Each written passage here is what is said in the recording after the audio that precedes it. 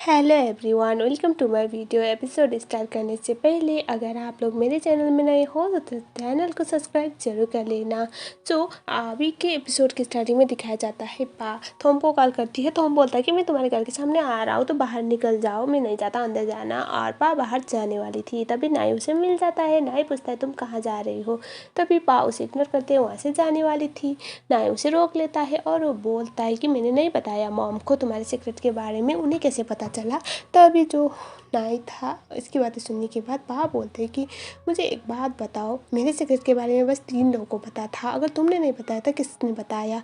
और जो थी वो बेचारी रोने लग जाती है। नाई बोलता है कि तुम फिक्र मत करो मॉम, तुम्हें कुछ भी नहीं करेंगी। और वो उसे बोलता है कि चाहे सिचुएशन कुछ भी हो लेकिन मैं तुम्हें प्रोटेक्ट करूँगा, डोंट वरी, मैं तुम्हारे सीक्रेट को कभी बाहर आने नहीं दूंगा। ऐसा वो बोला था। उसे गले लगा के रोने लग जाती है और वो बोलता है कि तुम मेरी मॉम से इतना डर क्यों रही हो। ये सुनने के बाद जो थी वो बोलती कि तुम्हारी मॉम से मैं डर नहीं रही हूँ, लेकिन मुझे डर इस बात का है कि अगर मेरे सीक्रेट के बारे में पापा को पता चलेगा तो वो मुझसे नफरत करेंगे। और तुम्हारी मॉम का क्या है, उन्होंने जब उसे पसंद नहीं थे उनको तो उन्होंने इतना डराया को, इतना टॉर्चर किया, इतना परेशान किया, जब तक वो मरी नहीं तब तक उन्होंने उसकी जान नहीं छोड़ी। तो मुझे बस डर इस बात का है कि बस वो मेरे पापा के सामने किस तरह से इस चीज़ को प्रेजेंट करेंगे, इससे पहले मैं जाके इस चीज़ को सॉर्ट आउट करना चाहती हूँ। बोल के वो बस रोए जा रही थी। ना उसे समझाने की ट्राई कर रहा था कि मैं तुम्हारे साथ हूँ, डोंट वरी। तभी वहाँ पर पापा आ जाते हैं और पापा देखते हैं को। और होता क्या है ना, पापा ऐसे बुलाते हैं को कि तुम यहाँ पर क्या कर रहे हो। तभी बोलती कि अगर पापा ने मुझे ऐसे देख लिया तो प्रॉब्लम और बढ़ेगी, तुम मेरी हेल्प कर सकती हो। ये सुनने के बाद जो नाई था वो को गले लगाता है और पापा बोलते कि बेशर्मो, पूरे खुले दिन में इस तरह से एक दूसरे को गले लगाए हुए हो। और वो उसको ऐसे छुड़ाने की ट्राई कर रहे थे और वो बोलते कि मेरी बेटी का स्पिरिट देख के भी क्या सोचेगी बेचारी वो मरी नहीं और तुम दोनों शुरू हो गए। तभी जो नाई था वो बोलता कि असल में अंकल क्या हुआ ना, हम दोनों इतने इमोशनल हो गए थे कि एक दूसरे को किस करने लगे, तो अभी पाके लिप्स पे ना लिपस्टिक ऐसे इधर उधर पड़ी हुई है तो आप ना देखे तो ही बेहतर है, बोल के उसे गले लगाया जा रहा था। नाई के पीछे पे ऐसे उसके बैक पे ऐसे चोटी मारती है बहुत बुरी तरह से। और जो पापा थे वो बोलते हैं कि बेशर्मो, तुम दोनों ने तो सारी हदें पार कर दी, बोल के वो परेशान होते बोलते कि मुझे तुम दोनों को देखने का कोई शौक नहीं है। और यहाँ पर ना ऐसे खुले एरिया पे एक दूसरे को गले लगाते फिर मत रहो, बोल के वहाँ से चले जाते हैं।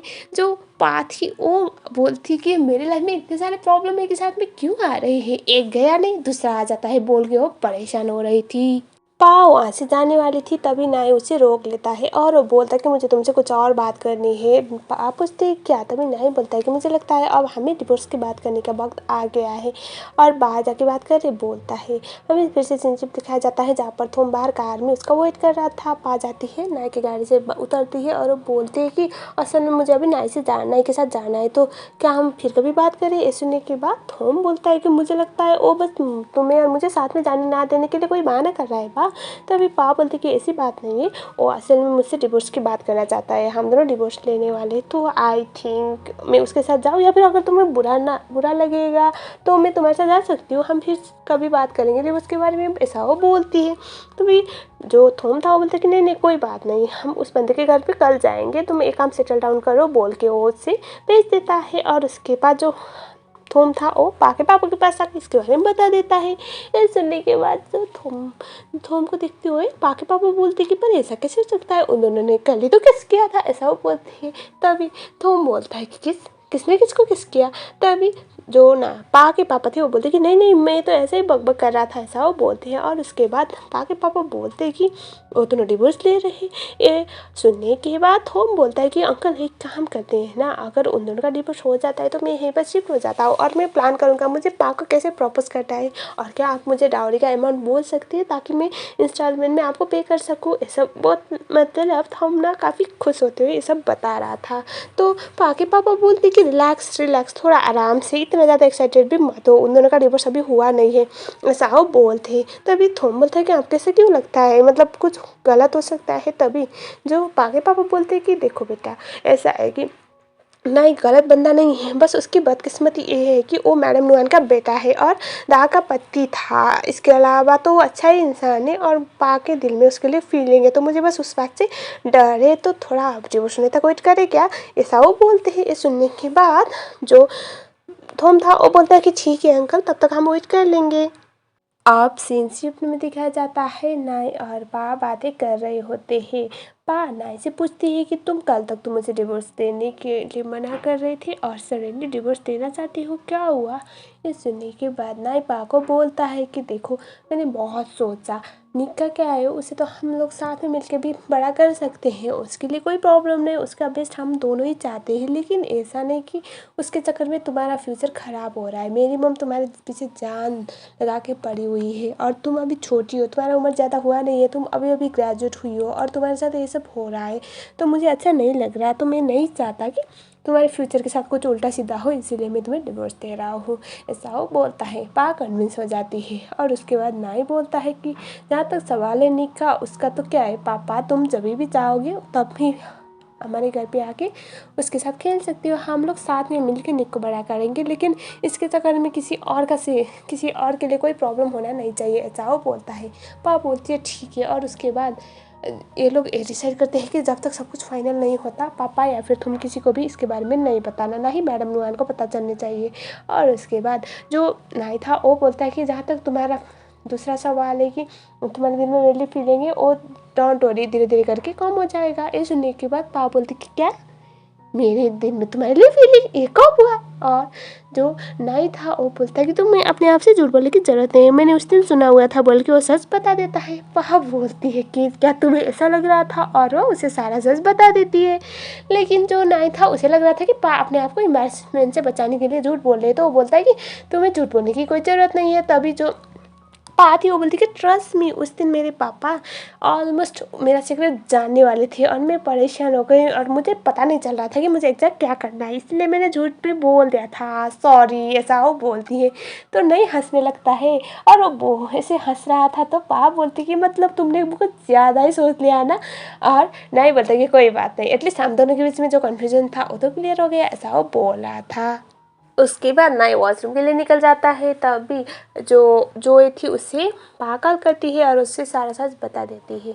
जोए उसे बोलती है कि एक बात बताओ, तुम इस बात का सही इस्तेमाल क्यों नहीं कर सकती थी, तुम उसे झूठ बोलती कि शायद हाँ तुम उससे प्यार करती हो और बाद में उसका दिल तोड़ देती ताकि मैडम नुआन से अच्छे से बदला ले सको। और ये तो कितना अच्छा होता ना दा के साथ जो हुआ उसका बदला लेने के लिए। सुनने के बाद जो पा थी वो बोलती कि मेरे साथ नहीं चाहती, क्योंकि निक के लिए सही नहीं है, हम दोनों का प्रायोरिटी निक है। अगर निक की बाद में ऐसा दिखेगा कि उसकी आंटी और उसके पापा एक दूसरे को नफरत करते हैं तो सही नहीं होगा ना, ऐसा वो बोलती है। तो सुनने के बाद जो ही कन्विंस हो जाती है, लेकिन ये बात एग्जैक्टली नाई भी सुन रहा था। और जो बात है वो बोलती है कि नाई मेरे साथ बहुत अच्छा है, तो मैं उसके साथ गलत नहीं कर सकती, ऐसा वो बोलती है। तब यहाँ पर नाई देखता है एक छोटी सी बच्ची फ्लावर बेचने के लिए आ रही थी, तो वो एक फ्लावर लेके पा को दे देता है। पा पूछती है किस खुशी में, तभी नाई बोलता है कि बस मैं उस बच्चे की हेल्प कर रहा था, ऐसा वो बोलता है। और उसके बाद पा को नाई बोलता है कि एक काम करते हैं हम घर चलते हैं, बोल के उसका हाथ पकड़ता है। और नाई बोलता है कि जब तक हमारा डिवोर्स नहीं होता तब तक तो तुम मेरी वाइफ हो ना, बोल के वो बोलता है और दोनों हाथ पकड़ के घर तक चले जाते हैं। पा बहुत ज़्यादा कंफ्यूज थी, बहुत ज़्यादा, ऐसे होता है ना कि कंफ्यूज वाला स्टेट। तभी वो नीचे आती है किचन में। नाई बोलता है कि तुम यहाँ पर क्या कर रही हो। पाप आना कर रही थी कि मुझे पानी पीना था, और वो बोलते हैं कि मैं नहीं चाहती थी कि पापा मुझे देखे या फिर आज के बारे में पूछे, मतलब हम दोनों साथ में थे वो वाला मोमेंट। तो नाई बोलता कि ठीक है कोई बात नहीं, लेकिन तुम इतना ज़्यादा डर क्यों रही हो, अपने आप को झूठ मत बोलो ना, अपने आप को इतना ज़्यादा बेवकूफ़ मत बनाओ, ऐसा वो बोलता है। पाप बोलती कि मैं क्या कर रही हूँ, कुछ भी नहीं, बोल के वो जाने वाली थी। नाई उसे किस करता है और वो उसे बोलता है कि तुम्हें झूठ बोलने की कोई ज़रूरत नहीं, बोल के ये बोल देता है। पा तो बहुत कंफ्यूज स्टेट में ऊपर रूम में चली जाती है और पा के पापा ऑलरेडी वहाँ पर पड़े हुए थे और वो बोलते कि तुम उससे डिवोर्स देने वाली हो ना, ये बोल के वो डांस कर रहे थे। पा बोलते कि पापा आप मुझे डरा रहे हो, क्या कर रहे हो। तो पापा पूछते कि मुझे सच बताओ, तुम मुझे डिवोर्स देने वाली हो। तो पा बोलते कि हाँ पापा मैं उसे डिवोर्स देने वाली हूँ। पा के पापा नाचने लग जाते हैं और पा बोलती कि लेकिन तब तक नहीं जब तक थोम के साथ हमारा जो काम है, थोम और मैडम नुआन का जो अब काम है ना वो ख़त्म ना हो, क्योंकि मैं नहीं चाहती हमारे रिलेशन की वजह से थोम का काम का इफेक्ट हो। ये सुनने के बाद पा के पापा डिसअपॉइंट होते हैं और जो पा थी वो बोलती कि पापा 1 महीने का काम तो है ना, आप इतना क्यों परेशान हो रहे हो। तभी पापा बोलते कि हाँ वो मुझे पता है, लेकिन मुझे डर है 1 महीने में कहीं तुम्हें उससे प्यार ना हो जाए, तो एक काम करो ना, तुम अभी डिवोर्स पेपर साइन कर लो। लेकिन पा बोलते कि पापा डोंट वरी, आपको मुझ पर भरोसा नहीं है कोई बात नहीं, लेकिन मैं 1 महीने तक इतना कुछ बदलने वाली हूँ नहीं, ऐसा वो बोलती है। नाय रूम में अपने बेटे के साथ सो रहा था और वो अपने बेटे को ऐसे बोल रहा था कि निक तुम अपने किसी को भी मत बताना कि मैं तुम्हारी आंटी को डिवोर्स देने के लिए रेडी नहीं हूँ, बोल के वो खुद ही प्लस कर रहा था। शायद बंदा अब धीरे धीरे करके बा को पसंद करने लगा है। हमें देखा जाता है अगले सीन में जो लीता थी उसके पापा उसे बता देते हैं कि थोम ने लीता को भी सेलेक्ट किया हुआ है अपने प्रोजेक्ट में, जो देखने के बाद लीता तो शौक में आ जाती है। हमें दिखाया जाता है एक और सीन था जहाँ पर मैडम नुअन अमेरिका से एक डिटेक्टिव हायर कर रही थी पा का सिगरेट पता लगाने के लिए, और ये बात ना एक वहाँ पर मेड थी वो सुन रही थी जो पा के साइड पे थी। यहीं पर ये वाला पार्ट खत्म हो गया। सो इसका नेक्स्ट पार्ट मैं बहुत जल्द अपलोड करूँगी। तब तक के लिए अगर आप लोगों को मेरी वीडियो पसंद आती है तो वीडियो को लाइक ज़रूर करना। अगर आप लोग मेरे चैनल में नए हो तो चैनल को सब्सक्राइब ज़रूर कर लेना। मिलते हैं नेक्स्ट वीडियो में, तब तक के लिए thank you so much for watching.